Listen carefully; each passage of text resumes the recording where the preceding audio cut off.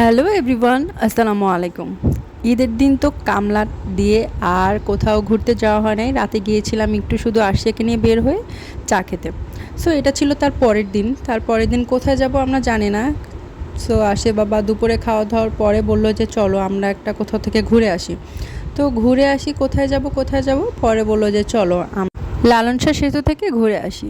So যেই বলা সেই কাজ। তারপরে আমরা সেই রওনা দিয়ে দিলাম লালন শাহ সেতুর উদ্দেশ্যে। সো ম্যাপ যেখানে আছে সেখানে নো টেনশন ডু ফুর্তি। সো আমরা এখানে অলমোস্ট চলে আসছি। এখানে 10 টাকা টোল ছিল। আমরা কুষ্টিয়া থেকে আসছি, কুষ্টিয়া থেকে ভেড়ামারা হয়ে তারপরে এদিকে আসতে হয়। সো এখানে 10 টাকা টোল নেওয়ার পরে আর এই তো দেখা যাচ্ছে ডান পাশে হচ্ছে রূপপুরের পারমাণবিক কেন্দ্র। আর আমরা যেই ওয়েটা আছি সেটা হচ্ছে লালন শাহ সেতু। আর বাম সাইডে যেটা দেখা যাচ্ছে সেটা হচ্ছে কুষ্টিয়ার ঐতিহ্য বলাই চলে।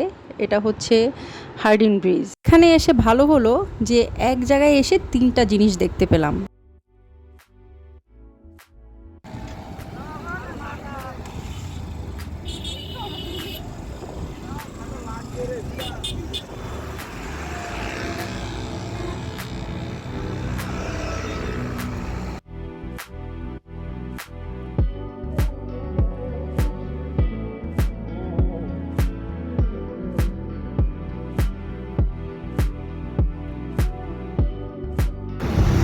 বসো আসো,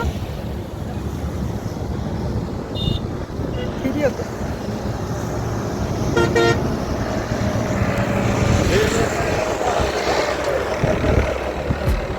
গাও গাও গাও, কি গান গাইতেছিলা? গাও।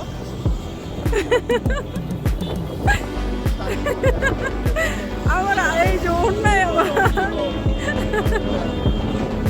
সুন্দর কারো দেখছো কিনা কে জানে। তাকে বলেছিলাম আমার কিছু ছবি তুলে দিতে, সে আমার একটা খুব সুন্দর ভিডিও করে দিয়েছে। তারপর আমাকে দেখে দেখে সে গান গাচ্ছে, এলোমেলো বাতাসে উড়িয়েছি শাড়ির আঁচল। আর সেটা নিয়ে আমরা এখানে মজা করছিলাম। দেন আমরা একটু সামনে এসে ব্রিজের নিচে আসলাম, লাইক হার্ডিন ব্রিজ যেটা, সেটা নিচে আসছি। তার উদ্দেশ্য খারাপ ছিল, আমি সেটা জানতাম না যে তার উদ্দেশ্য খারাপ ছিল। দেখেন সামনে কি হয়েছিল, যে তার উদ্দেশ্যটা কী ছিল।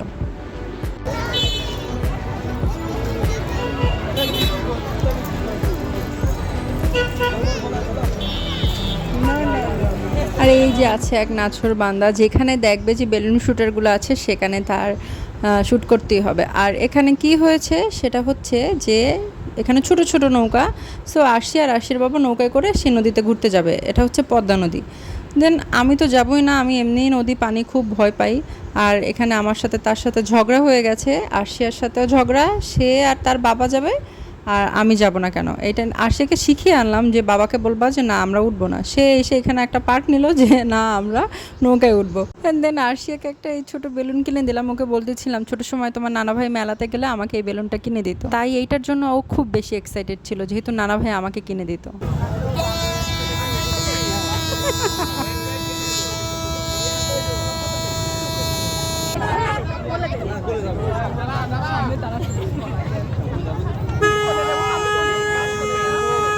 দেন খুব সুন্দর একটা জায়গা, এখানে সূর্য অস্ত যাচ্ছে। আর যত গরমই পড়ুক চা প্রিয় মানুষকে কাছে আনে, প্রিয় মানুষকে কাছে টানে, এটা মানতেই হবে। সো আমাদের ঝগড়াঝাটি শেষ, আমরা চলে আসছিলাম। তখন দেখি যে এখানে খুব সুন্দর একটা জায়গা, অনেক বড় উঁচু। পরে ওর বাবাকে বলে চলো চলো যাই। এখানে যাওয়ার পরে দেখলাম যে এখানে হচ্ছে পাকশি রেলওয়ে। এত উঁচু, আর এত উঁচুতে রেলওয়ে হয় আমার জানা ছিল না। আর এখান থেকে ট্রেন ছেড়েই সব ওই যে হার্ডিন ব্রিজের উপর থেকে যায়। জায়গাটা অনেক সুন্দর একটা জায়গা ছিল। এই প্লেসটা ঈশ্বরদীর মধ্যে পড়েছে, পাবনা ঈশ্বরদী যেটা সেইখানে পড়েছে।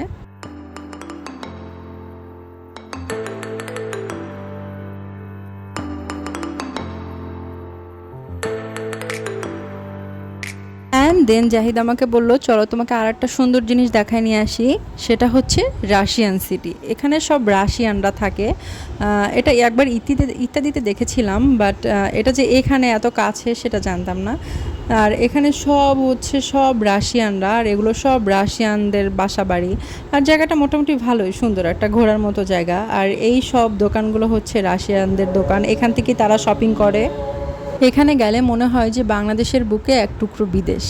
জায়গাটা এমনই, মানে চতুর্পাশে যেদিকে তাকাবেন সেদিকেই সব বিদেশি মানুষ, বাহিরের মানুষ, মানে অন্যরকম একটা ফিল দেয় এখানে গেলে। আজকের দিনের ভিউটা অন্যরকম ছিল, যেহেতু ঈদ ছিল তাই ক্লাউডটা একটু বেশি ছিল, আদারওয়াইজ এখানে তারাই বেশি থাকে।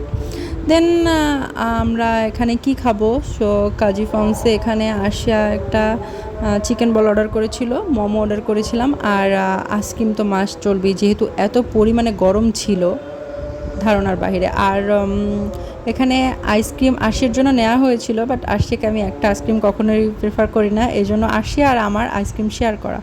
আর এখানে আশির বাবার সাথে আর বাবার কলিগের দেখা হয়েছিল, তাই তারা কথা বলছিল। অ্যান্ড দেন অনেক রাত হয়ে গিয়েছিল, দেন আমরা রওনা দিয়েছিলাম। আর রাতের বেলার ভিউটা অনেক বেশি সুন্দর ছিল এই রোডের, আর এটা সবসময় আর্মিদের পাহারাই থাকে। আর আমাদের কুষ্টি এখান থেকে 27 কিলোমিটার আমাদের যেতে হবে। দেন অনেক বেশি রাত হয়ে গিয়েছিল, আমরাও রওনা দিয়েছিলাম এবং ঈদের পরের দিন সুন্দর একটি বিকেল কাটিয়েছিলাম। আল্লাহ হাফেজ।